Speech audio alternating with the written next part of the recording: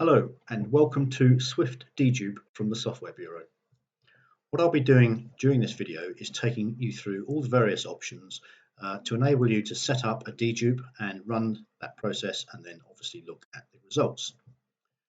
So first of all, let's look at the options across the top toolbar, starting with the far left option of New Project. So if you're starting a project from the beginning, select that option and that will then clear out any previously added files or project or definitions and start afresh with an empty process. The next button in is Open Project. So if you want to reopen one that you've previously set up, then you would use this option. And if I just click on that, it will show you that it takes me to my library of project definitions and I can then choose whichever one I require.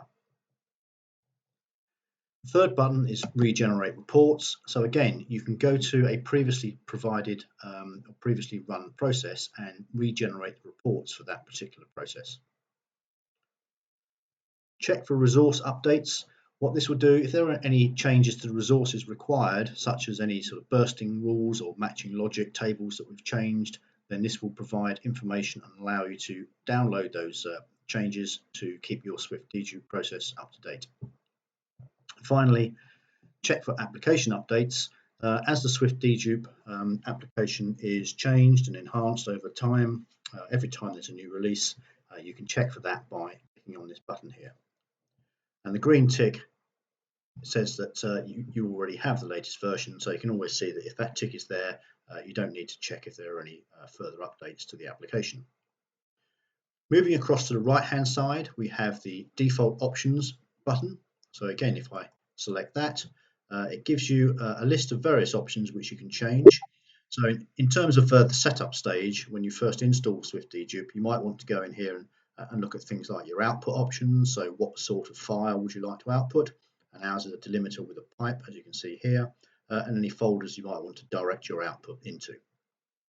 So what we suggest is have a look around this default settings form to just make sure that everything's set up how you would like it. Okay, system settings. There are a whole range of various settings that you can set to suit your own usage. So again, what we recommend is maybe going through some of these and just having a read and just checking that everything's set up how you require it. Perhaps most importantly, at the bottom you have the directories, just so you can keep tabs on where everything is going. Okay, about this gives you some information about the application, the current version you're using, and our contact details should you wish to get in touch with us. And finally, the help. That will open an online help portal where you can go in and have a look through the help topics. Very informative and should help you get best out of the SwiftDedupe package. Okay, in the middle, we have a number of options that you would tend to use. First of all, configure ODBC. So if you're bringing in an ODBC database of some sort, you can select this button. And that will then ask you to select which type of ODBC connection it is that you require, and then move you through the various steps so you can import that data. The green Add Input button will take you to your default location for input data. And as you see here, I've got 5 files, demo A1 through to A5, which are in my default folder, which is called Safe Data. Delete selected file. If you had a number of files in your SwiftDedupe process on the input form here and you decided you didn't want one of them or all of them, then just deselect one of them, you would remove with this button, and to remove all of them, you would use this button. Okay, so without further ado, let's bring in a file. In fact, we'll bring in 2, and we'll take you through the process of setting up a multi-file dedupe and show you the parameters accordingly. Okay, so let's move this button here, select this button here, and we'll choose demo a1.csv, bring that one in, and we'll select demo 2. Okay, so we have our 2 files added into our input tab. Now here, moving across the various buttons here, we have first of all a button to show that we've imported that file. We have a wizard which will take you through setting up of this file, the parameters, field names, etc. The path of where the data came from, the size in bytes, timestamp of when it was created, and the number of records. We also have an open button here, which will take you to your library. So if I again select that, takes you to your file definitions library, and in there you can see I've got demo A1, so I'll highlight it and then open that. And it's then applied that definition file to our demo A1 file, and rather than the green arrow here, we have a thumbs up to say that the parameters for that file have been applied. And finally, if it's a new file for the first time, but you want to save the parameters, then you would use the button on the far right hand side to save this parameter file into our definition. Okay, let's apply the parameters for demo A2, and rather than open a file from our library as I did with A1, I'll use our wizard button. So click that and it takes you into the file format wizard. So the first thing that the software will do is it will analyze the file and report back to you the sort of file that it thinks it is. So as you can see here, it thinks it's a delimited file, and there's no reason to suspect it isn't. All the columns are neatly formatted, as you can see here. So the main thing you do here is just have a quick check that that's all okay, and then just move forward to the next tab. Okay, in this tab, it confirms that it's a pipe delimited file and the qualifier is double quotes. And again, you can just confirm that really by looking at the window just to check that all the fields are formatted correctly. The reason some of these are in yellow are just to say that you've got joint names, so it just brings that to your attention so you can have a quick check that everything's okay with the data. Click Next. Field names. Now on this one we can see on the right hand column we've got the field names that were part of the original input file. So we've got N, A1 to A9, Para 1, Para 2, DOB and Ref. And to use those you click on the Use Data button in the middle of the form. It also confirms that its first record is header and checks that box for you. Okay, so we've now got our name field and we've got our 9 address fields. Now, in terms of processing for dedupe, we obviously need the name and address fields. So what we need to do there is just make sure that we correctly analyze those and inform the module that that's what they are. And to do that, you would click on the next button and then you would map the fields. And the quickest way of doing this is to use the Map All Official Address Fields button, which then just analyzes the input data and cross-refers it to the system fields. So N is the name and A1 down to A9 is address line 1 through address line 9. Okay, click Next and we're now back to this form here where you, as you see, it says you use name. If it had title, forename, surname, of course, then this radio button here will be enabled, and indeed if it had both, then they will both be enabled and you can either use both or you can deselect one of them. Okay, finish, and we've now got the thumbs up on our demo A2 file. So let's move next to the parameters tab. Okay, the parameters tab is where you will set things like the matching level, forename matching levels, and various other pieces of information in order your dedupe to run as you require. So first of all, match level, there are a number of options, the main ones being individual level, family level or surname, or address level or household. So family will only match on the surname, it will ignore the title and any forename or initial information, and address will ignore all name information altogether and just do its matching at address level. If you were using business-to-business data and you had a company field, then you have two options. You have cluster and entity, and just to give you a brief explanation of what they are, cluster is a slightly looser company name matching routine, and entity looks a little bit more closely at the company name to try and identify them as being the same.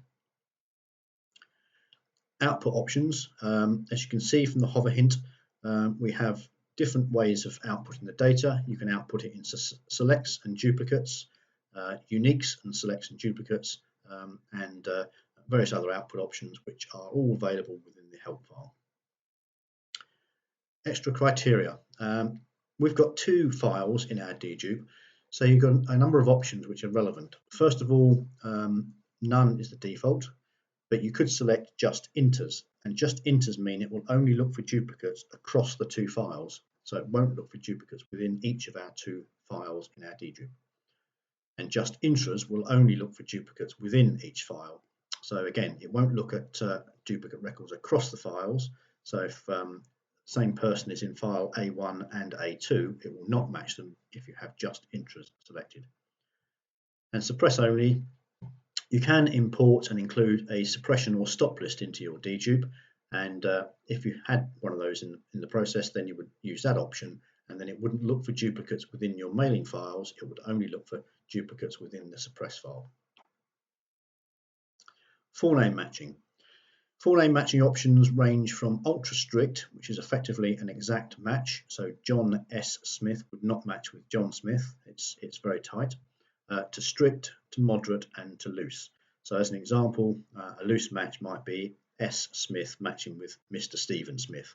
So there's no guarantee that S is Stephen, but if you use the very loose option here, it will still match them. So maybe trial and error will be the best way to use those options to decide which one is the favourite for your particular processing. On the right hand side, we have a number of options as to how you wanted to select records that match. So if I select enable select options, you can then drop the list down and you'd have a number of fields. So you could choose one, for example, date of birth, and then you could say I want the highest value. Now, provided the date of birth is in the correct format of CCYYMMDD, then the highest value becomes the most recent date and then will be selected. You could use it for a whole range of different fields. You might want to select longest string or shortest string, and maybe highest value and lowest value might apply for an account number or something. So the highest one would be a more recent account number. Okay. And must match, finally, if I select that option and then drop the field list down, I can then choose something like a date of birth, and records will only match if the date of birth is identical on both records. Okay. Now finally, moving down to the bottom, our two input files at the moment are both left with a priority of 1. But you might want to say, I want my demo file A1 to be the highest priority. So what I'll do is I'll change the priority on demo A2 to 2. Therefore, any matches that appear on demo A1 and A2 will be retained from the A1 file and dropped from the A2 file. Okay, let's move forward to the Output tab.